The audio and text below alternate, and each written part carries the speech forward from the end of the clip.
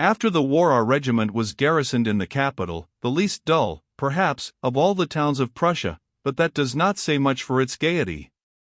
Our service, which was always severe, still left many hours of the day disengaged, in which we might take our pleasure had we the means of paying for the same. Many of our mess got leave to work in trades, but I had been brought up to none, and besides, my honor forbade me, for as a gentleman, I could not soil my fingers by a manual occupation. But our pay was barely enough to keep us from starving, and as I have always been fond of pleasure, and as the position in which we now were, in the midst of the capital, prevented us from resorting to those means of levying contributions which are always pretty feasible in wartime, I was obliged to adopt the only means left me of providing for my expenses, and in a word became the ordonnans, or confidential military gentleman, of my captain. I spurned the office 4 years previously, when it was made to me in the English service, but the position is very different in a foreign country. Besides, to tell the truth, after 5 years in the ranks, a man's pride will submit to many rebuffs which would be intolerable to him in an independent condition. The captain was a young man and had distinguished himself during the war, or he would never have been advanced to rank so early. He was, moreover, the nephew and heir of the Minister of Police, Monsieur de Potzdorff, a relationship which no doubt aided in the young gentleman's promotion. Captain de Potzdorff was a severe officer enough on parade or in barracks, but he was a person easily led by flattery. I won his heart in the first place by my manner of tying my hair in queue. Indeed, it was more neatly dressed than that of any man in the regiment, and subsequently gained his confidence by 1,000 little arts and compliments, which as a gentleman myself I knew how to employ. He was a man of pleasure, which he pursued more openly than most men in the stern court of the king. He was generous and careless with his purse, and he had a great affection for Rhine wine, in all which qualities I sincerely sympathized with him, and from which I, of course, had my profit. He was disliked in the regiment, because he was supposed to have too intimate relations with his uncle the police minister, to whom, it was hinted, he carried the news of the corps. Before long I had ingratiated myself considerably with my officer, and knew most of his affairs. Thus I was relieved from many drills and parades, which would otherwise have fallen to my lot, and came in for a number of perquisites, which enabled me to support a genteel figure and to appear with some éclat in a certain, though it must be confessed very humble, society in Berlin.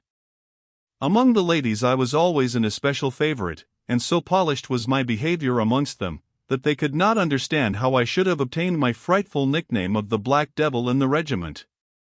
He is not so black as he is painted, I laughingly would say, and most of the ladies agreed that the private was quite as well bred as the captain, as indeed how should it be otherwise, considering my education and birth? When I was sufficiently ingratiated with him, I asked leave to address a letter to my poor mother in Ireland, to whom I had not given any news of myself for many years, for the letters of the foreign soldiers were never admitted to the post, for fear of appeals or disturbances on the part of their parents abroad. My captain agreed to find means to forward the letter, and as I knew that he would open it, I took care to give it him unsealed, thus showing my confidence in him. But the letter was, as you may imagine, written so that the writer should come to no harm were it intercepted. I begged my honored mother's forgiveness for having fled from her. I said that my extravagance and folly in my own country I knew rendered my return thither impossible, but that she would, at least, be glad to know that I was well and happy in the service of the greatest monarch in the world, and that the soldier's life was most agreeable to me, and, I added, that I had found a kind protector and patron, who I hoped would some day provide for me as I knew it was out of her power to do.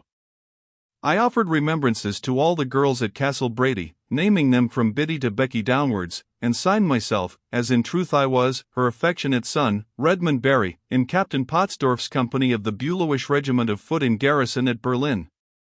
Also I told her a pleasant story about the king kicking the chancellor and 3 judges downstairs, as he had done one day when I was on guard at Potsdam, and said I hoped for another war soon, when I might rise to be an officer. In fact, you might have imagined my letter to be that of the happiest fellow in the world, and I was not on this head at all sorry to mislead my kind parent. I was sure my letter was read, for Captain Potzdorff began asking me some days afterwards about my family, and I told him the circumstances pretty truly, all things considered. I was a cadet of a good family, but my mother was almost ruined and had barely enough to support her 8 daughters, whom I named. I had been to study for the law at Dublin, where I had got into debt and bad company, had killed a man in a duel, and would be hanged or imprisoned by his powerful friends if I returned. I had enlisted in the English service, where an opportunity for escape presented itself to me such as I could not resist, and hereupon I told the story of Mr. Fakenham of Fakenham in such a way as made my patron to be convulsed with laughter, and he told me afterwards that he had repeated the story at Madame de Camachi's evening assembly, where all the world was anxious to have a sight of the young Englander. Was the British ambassador there? I asked, in a tone of the greatest alarm, and added, for heaven's sake, sir, do not tell my name to him, or he might ask to have me delivered up, and I have no fancy to go to be hanged in my dear native country. Pottsdorf, laughing, said he would take care that I should remain where I was, on which I swore eternal gratitude to him.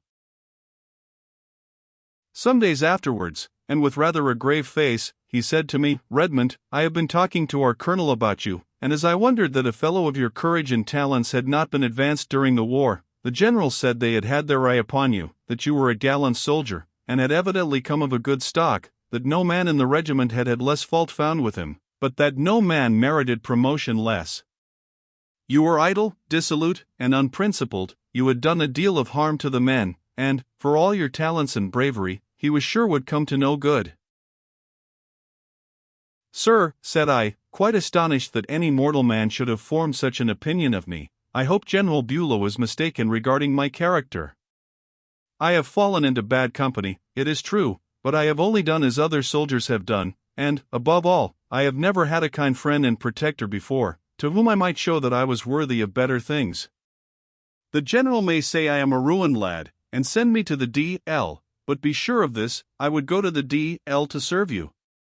This speech I saw pleased my patron very much, and, as I was very discreet and useful in 1,000 delicate ways to him, he soon came to have a sincere attachment for me. One day, or rather night, when he was tete-a-tete with the lady of the Tabacs Rathbondos for instance, but there is no use in telling affairs which concern nobody now. For months after my letter to my mother, I got, under cover to the captain, a reply, which created in my mind a yearning after home, and a melancholy which I cannot describe. I had not seen the dear soul's writing for 5 years. All the old days, and the fresh happy sunshine of the old green fields in Ireland, and her love, and my uncle, and Phil Purcell, and everything that I had done and thought, came back to me as I read the letter, and when I was alone I cried over it, as I hadn't done since the day when Nora jilted me. I took care not to show my feelings to the regiment or my captain, but that night, when I was to have taken tea at the garden house outside Brandenburg Gate, with Fräulein Lottchen, the Tabacs Rathen's gentlewoman of company, I somehow had not the courage to go, but begged to be excused, and went early to bed in barracks, out of which I went and came now almost as I willed, and passed a long night weeping and thinking about dear Ireland. Next day, my spirits rose again and I got a 10-guinea bill cashed, which my mother sent in the letter, and gave a handsome treat to some of my acquaintance. The poor soul's letter was blotted all over with tears, full of texts, and written in the wildest incoherent way.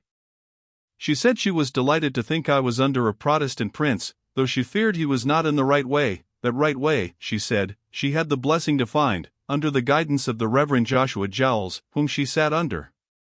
She said he was a precious chosen vessel, a sweet ointment and precious box of spikenard, and made use of a great number more phrases that I could not understand, but one thing was clear in the midst of all this jargon, that the good soul loved her son still, and thought and prayed day and night for her wild Redmond.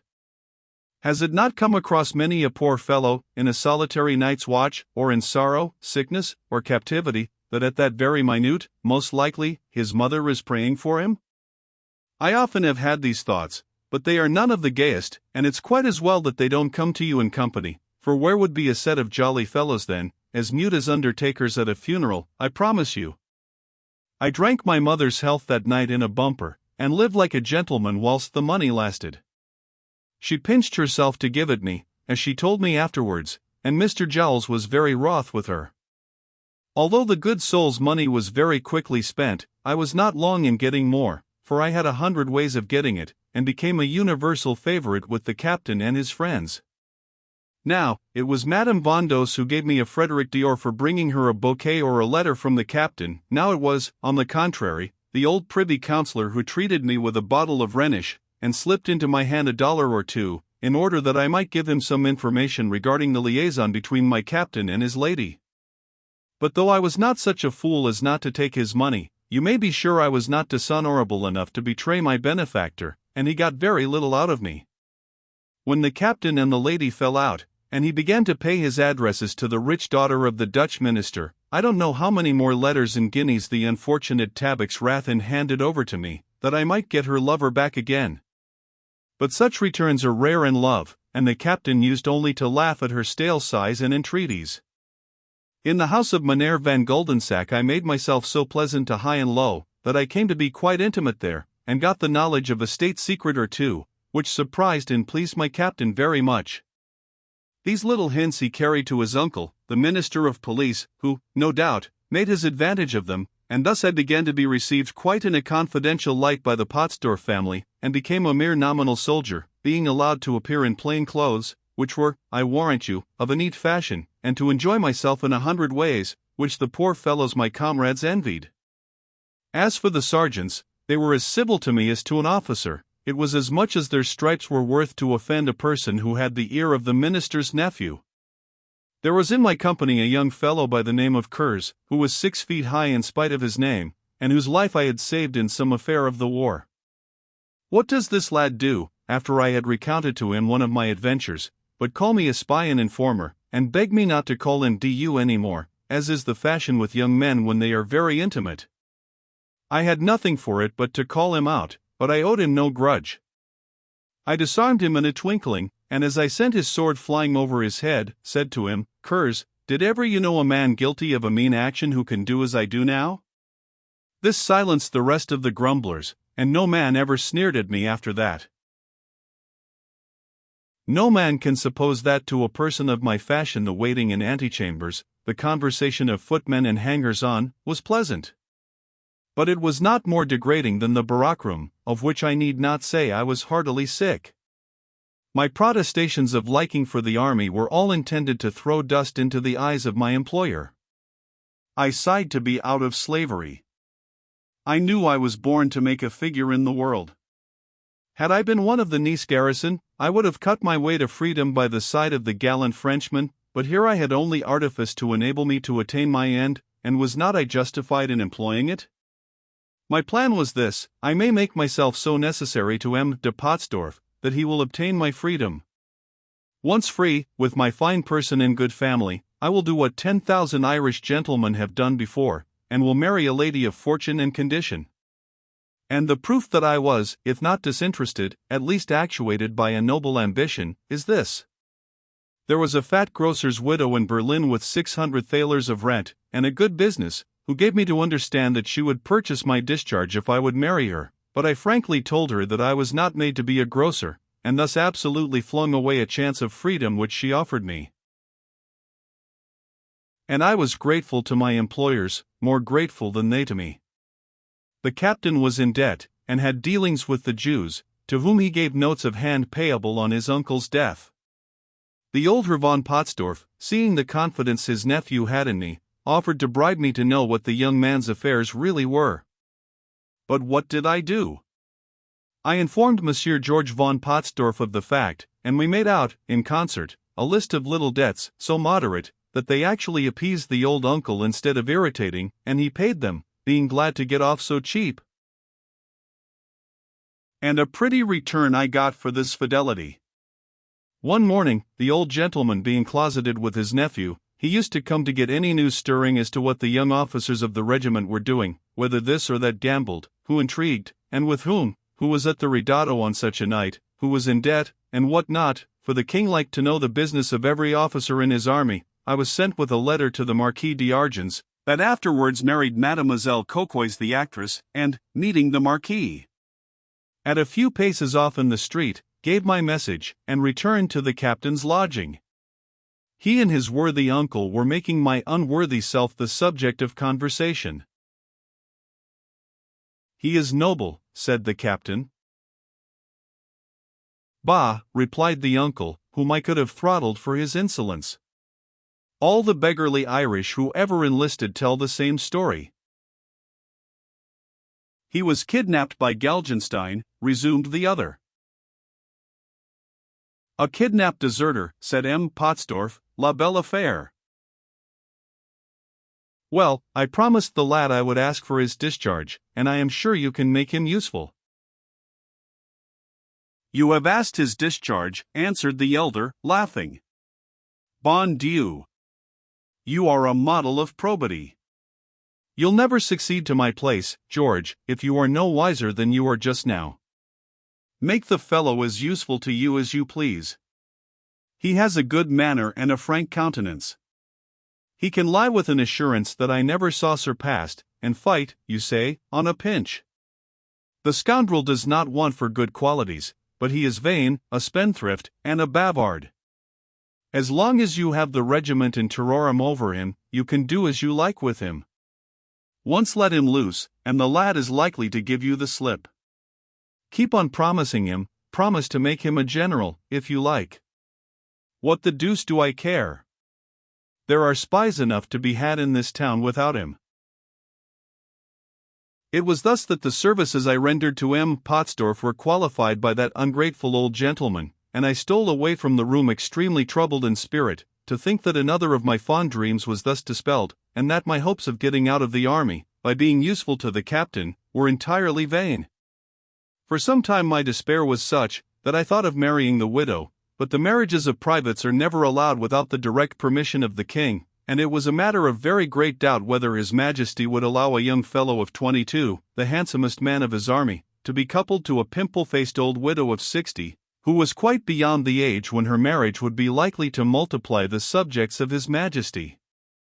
This hope of liberty was therefore vain, nor could I hope to purchase my discharge, unless any charitable soul would lend me a large sum of money, for, though I made a good deal, as I have said, yet I have always had through life an incorrigible knack of spending, and, such is my generosity of disposition, have been in debt ever since I was born.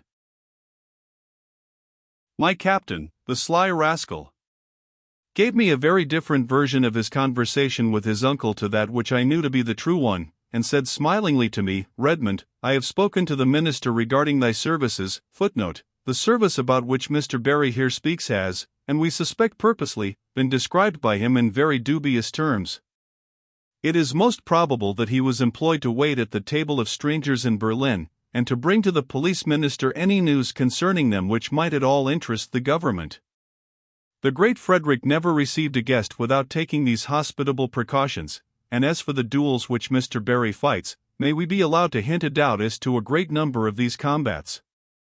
It will be observed, in one or two other parts of his memoirs, that whenever he is at an awkward pass, or does what the world does not usually consider respectable, a duel, in which he is victorious, is sure to ensue, from which he argues that he is a man of undoubted honor, and thy fortune is made.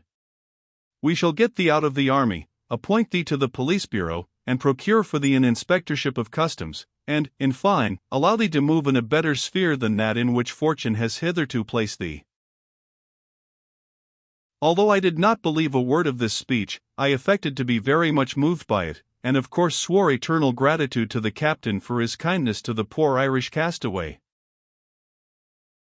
Your service at the Dutch minister's has pleased me very well. There is another occasion on which you may make yourself useful to us, and if you succeed, depend on it your reward will be secure. What is the service, sir? Said I will do anything for so kind a master. There is lately come to Berlin, said the captain, a gentleman in the service of the Empress Queen, who calls himself the Chevalier de Balibari, and wears the red riband and star of the Pope's Order of the Spur. He speaks Italian or French indifferently, but we have some reason to fancy this Monsieur de Balibari is a native of your country of Ireland. Did you ever hear such a name as Balibari in Ireland? Balibari? Balib? A sudden thought flashed across me. No, sir, said I never heard the name. You must go into his service. Of course you will not know a word of English, and if the Chevalier asks as to the particularity of your accent, say you are a Hungarian. The servant who came with him will be turned away today, and the person to whom he has applied for a faithful fellow will recommend you. You are a Hungarian, you served in the 7 Years' War. You left the army on account of weakness of the loins. You served Monsieur de Quellenberg 2 years, he is now with the army in Silesia, but there is your certificate signed by him. You afterwards lived with Dr. Mopsius, who will give you a character, if need be, and the landlord of the Star will, of course, certify that you are an honest fellow, but his certificate goes for nothing. As for the rest of your story, you can fashion that as you will, and make it as romantic or as ludicrous as your fancy dictates. Try, however, to win the Chevalier's confidence by provoking his compassion. He gambles a great deal, and wins. Do you know the cards well? Only a very little, as soldiers do. I had thought you more expert. You must find out if the Chevalier cheats. If he does, we have him. He sees the English and Austrian envoys continually, and the young men of either ministry sup repeatedly at his house. Find out what they talk of, for how much each plays, especially if any of them play on parole. If you can read his private letters, of course you will, though about those which go to the post, you need not trouble yourself, we look at them there. But never see him write a note without finding out to whom it goes, and by what channel or messenger. He sleeps with the keys of his dispatch box on a string round his neck. 20 Fredericks, if you get an impression of the keys. You will, of course, go in plain clothes. You had best brush the powder out of your hair, and tie it with a ribbon simply. Your mustache you must of course shave off. With these instructions, and a very small gratuity, the captain left me. When I again saw him, he was amused at the change in my appearance. I had, not without a pang, for they were as black as jet, and curled elegantly, shaved off my mustaches, had removed the odious grease and flour, which I always abominated, out of my hair, had mounted a demure French grey coat, black satin breeches, and a maroon plush waistcoat, and a hat without a cockade. I looked as meek and humble as any servant out of place could possibly appear, and I think not my own regiment, which was now at the review at Potsdam, would have known me. Thus accoutred, I went to the Star Hotel, where this stranger was, my heart beating with anxiety, and something telling me that this Chevalier de Ballybarry was no other than Barry, of Ballybarry, my father's eldest brother, who had given up his estate in consequence of his obstinate adherence to the Romish superstition. Before I went in to present myself, I went to look in the remises at his carriage. Had he the Barry arms? Yes, there they were, argent, a Ben gules, with 4 escallops of the field, the ancient coat of my house. They were painted in a shield about as big as my hat, on a smart chariot handsomely gilded, surmounted with a coronet, and supported by 8 or 9 cupids, cornucopias, and flower baskets, according to the queer heraldic fashion of those days. It must be he. I felt quite faint as I went up the stairs. I was going to present myself before my uncle in the character of a servant.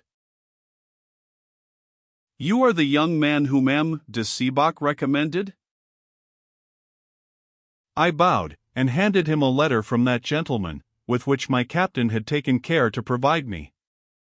As he looked at it, I had leisure to examine him. My uncle was a man of 60 years of age, dressed superbly in a coat and breeches of apricot-colored velvet, a white satin waistcoat embroidered with gold like the coat.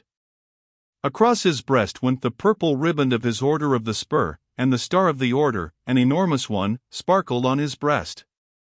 He had rings on all his fingers, a couple of watches in his fobs, a rich diamond solitaire in the black ribbon round his neck, and fastened to the bag of his wig. His ruffles and frills were decorated with a profusion of the richest lace.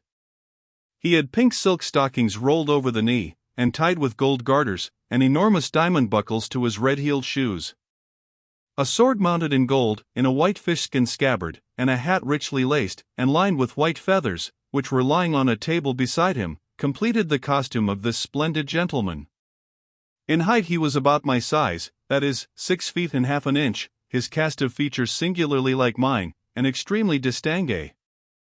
One of his eyes was closed with a black patch. However, he wore a little white and red paint, by no means an unusual ornament in those days, and a pair of mustaches, which fell over his lip and hid a mouth that I afterwards found had rather a disagreeable expression. When his beard was removed, the upper teeth appeared to project very much, and his countenance wore a ghastly fixed smile, by no means pleasant. It was very imprudent of me, but when I saw the splendor of his appearance, the nobleness of his manner, I felt it impossible to keep disguise with him, and when he said, "Ah, you are a Hungarian, I see," I could hold no longer. "Sir," said I am an Irishman, and my name is Redmond Barry, of Ballybarry." As I spoke, I burst into tears. I can't tell why, but I had seen none of my kith or kin for 6 years, and my heart longed for someone.